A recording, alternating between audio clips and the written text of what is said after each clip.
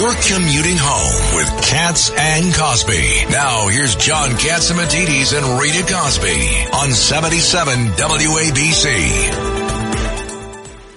And joining us now here on Katz and Cosby, we have Professor Alan Dershowitz. Professor Dershowitz, enormous news today with this decision coming from Judge Eileen Cannon.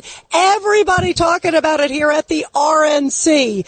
Your reaction to the fact that she came out and said that the appointment of the special counsel Jack Smith has violated the Constitution. What does it mean to the Florida case and also maybe some of these other cases? Well, it throws out the Florida case, and it probably throws out the D.C. case. It's the same special prosecutor, and if he was unconstitutionally appointed for Florida, he was unconstitutionally appointed for D.C. Look, this is an argument that's been around now for 30 years. Justice Scalia talked about it. It was talked about when special counsel was appointed in the Clinton case.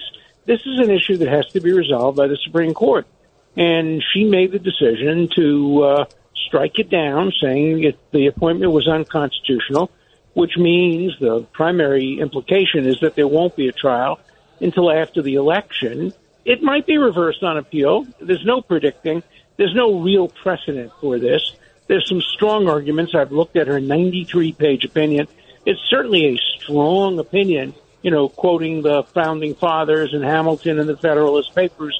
She has a strong argument, but it's possible that the Supreme Court will say no.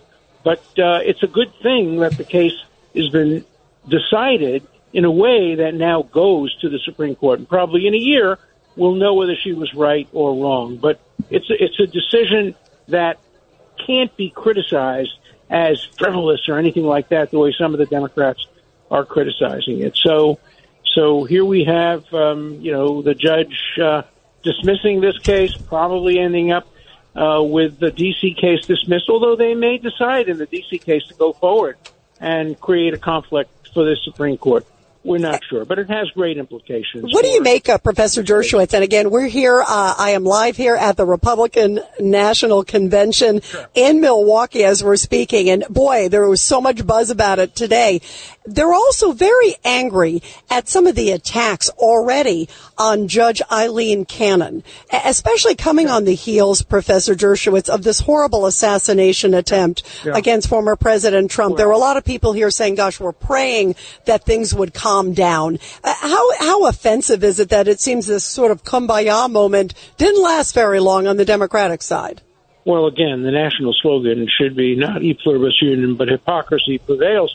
Some of the same people who are criticizing Judge Cannon were furious at the criticism that was directed against Judge Marchand, saying, oh, you don't criticize judges. The Connecticut Bar Association sent out a letter to its members.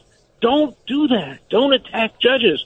They're not going to send a letter out now about Judge Cannon because they're happy that Judge Cannon has been attacked. So there's enormous amount of hypocrisy. And I, too, was hoping for some amelioration of the tension. And this assassination, by the way, the most preventable assassination in American history. This was the easiest assassination attempt to prevent. A 20-year-old, nothing, with a big gun, comes, walks around the roof for enough minutes to have alerted the Secret Service. They never searched the building. They never made the building secure. The head of the Secret Service must be fired, and the Secret Service essentially has to be put in bankruptcy. And there has to be a commission appointed, maybe the head of the CIA, the head of the FBI, the head of the State Department Protective Services, to oversee the Secret Service. No American today can trust the Secret Service after this disaster.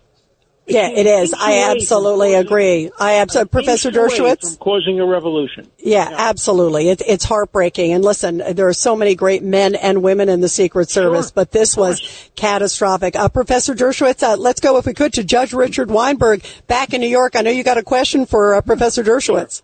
Alan, let me ask you this. What impact, if any, do you anticipate as a result of this attempted assassination that Judge Mershon, when he's up for sentencing, the sentencing date is in September. What's going to happen in that case? Is Mershon going to grant a continuance to see what happens in the election? Is he actually going to sentence Donald Trump at that time? There's a case that's so clearly on point that doesn't allow a sentencing in this case. The Supreme Court decided you need to have a unanimous jury verdict in order to increase a penalty. That's exactly right. In this case, there was a non-unanimous verdict, which A, turned the misdemeanor into a felony, B, eliminated the statute of limitations, and C, increased the penalty. So it's a no-brainer that this case has to be thrown out. The immunity decision also has an impact on this. So if the judge goes forward with sentencing, he's just doing it to be perverse, because there's clearly has to be a reversal of this conviction. In the end, there will be no convictions against Donald Trump that stand or are valid. I wrote that in my book, Get Trump. I predicted it, and I was right. None of the cases against Trump will stand up in the end. Wow. Let's go to Governor David Patterson. Go ahead, Governor. Considering, Alan, that it's next year and the judge is overturned in today's decision, then all the people who would be berating her would now actually benefit from the fact that the decision would be overturned. So I don't know why they would jump the gun and be so malicious, particularly, as you said, in the days following the terrible attempt at assassinating a former president. There are no limitations. Look at what my former colleague Lawrence Tribe, he tweeted today that Trump reap what he sows, quoting from the New Testament, reap what you sow. What he's basically saying, it's Trump's fault that he was almost assassinated. This is Professor Lawrence Tribe, who teaches law students, sending a message on his account saying you reap what you sow, as if somehow it was Trump's fault somehow that this terrible, terrible attempted assassination occurred. People have just lost their minds when it comes to Trump. Trump's derangement syndrome is real, and people have to understand that the logic, the rationale goes away when Trump's name is mentioned, whether you're a Democrat or a Republican. Yeah, that seems to definitely be the case. It is just an incredible moment, and to see that already they are going after and attacking the judicial system, whether it be Judge Cannon or others, and attacking after what happened this weekend to the former president, that there hasn't been a more conciliatory tone has been just, I find it so reprehensible. I find them still reprehensible for attacking the Supreme Court as they have been. Also, Professor Dershowitz, it's really troubling. Professor Dershowitz, we love having you here. Thank you so much for joining us. Thank you very much. Love you too, my friend.